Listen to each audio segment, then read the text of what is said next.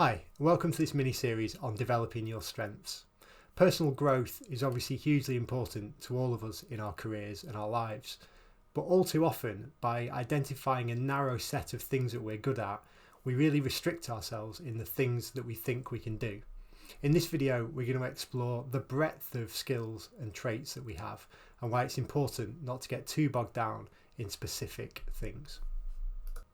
When it comes to knowing our strengths, we often have quite a short list of things that we know or think that we're good at.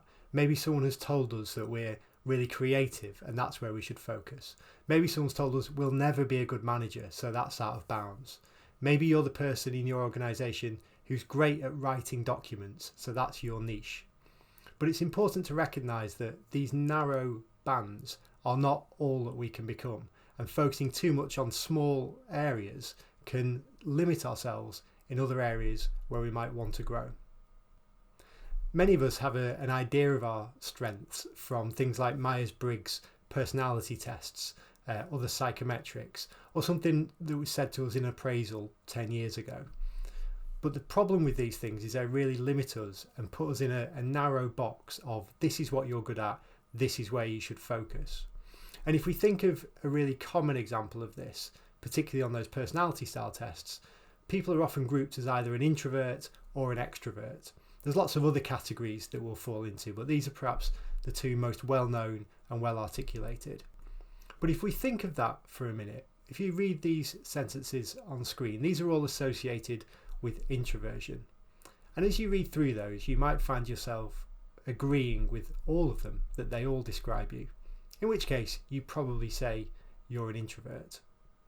But what if you agree with one or two of these, or some of the time in some circumstances? Where does that put you in that either or definition? Similarly, if we look at these statements that are all about extroversion, do you find yourself agreeing with all or none of them? Very few people reading these statements would agree with all of one set and none of the other, the all-out extrovert or introvert. The point here is that we are all a blend between different extremes. We might be naturally more introvert in some circumstances, but able to tap into extroversion in others. Maybe we're the loudest person in the room, but we value some quiet time to go and think sometimes. The point is, very few people are either an introvert or an extrovert, and the chances are you aren't either. And this is the same for all those traits, whether we're creative or analytical, whether we're a people person or a bit more of a solo thinker.